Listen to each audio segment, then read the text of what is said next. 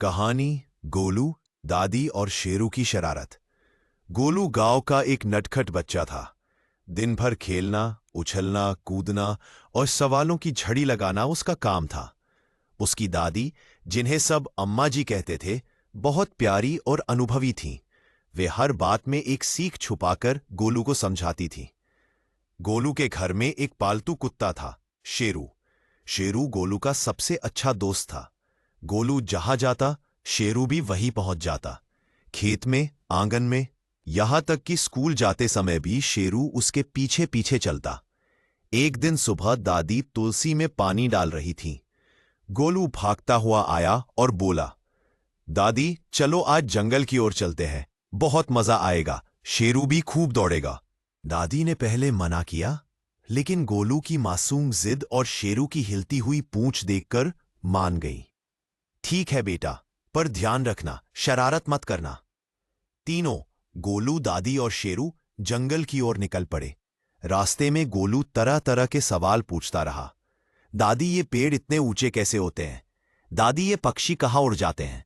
दादी क्या शेरू कभी उड़ सकता है? दादी मुस्कुराकर बोली, हर किसी की अपनी ताकत होती है। पेड़ की ताकत है जमीन में गहरी जड़ें जमाना, पक्षियों की ताकत है उड़ना, और शेरू की ताकत है वफादारी और दौड़ना। जंगल पहुंचकर गोलू खेल में मग्न हो गया और थोड़ी दूर निकल गया।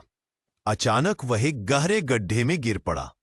घबराकर उसने जोर से आवाज लगाई, दादी। दादी तुरंत दौड़ी, लेकिन गड्ढा थोड़ा गहरा था।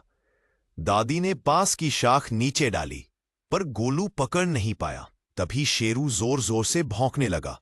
उसकी आवाज सुनकर पास के चरवाहे दौड़े और उन्होंने गोलू को बाहर निकाल लिया। गोलू डर के मारे रोने लगा।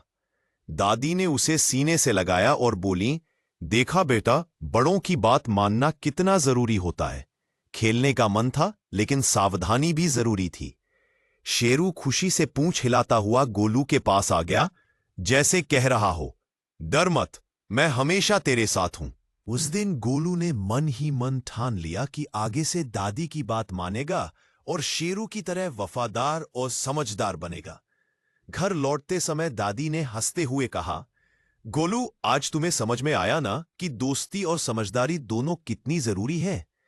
गोलू ने शरारती मुस्कान के साथ जवाब दिया, हाँ दादी, अब मैं शरारती गोलू नहीं, समझदार गोलू बनूंगा, और शेरू मेरा सबसे अच्छा दोस्त है। दादी ने उसे गले लगाया और शेरू गोलू की गोदी में सिर रखकर लेट गया। सीख, हमेशा बड़ों की बात माननी चाहिए, क्योंकि उनके अनुभव से हमें सही रास्ता और सुरक्षा मिलती है।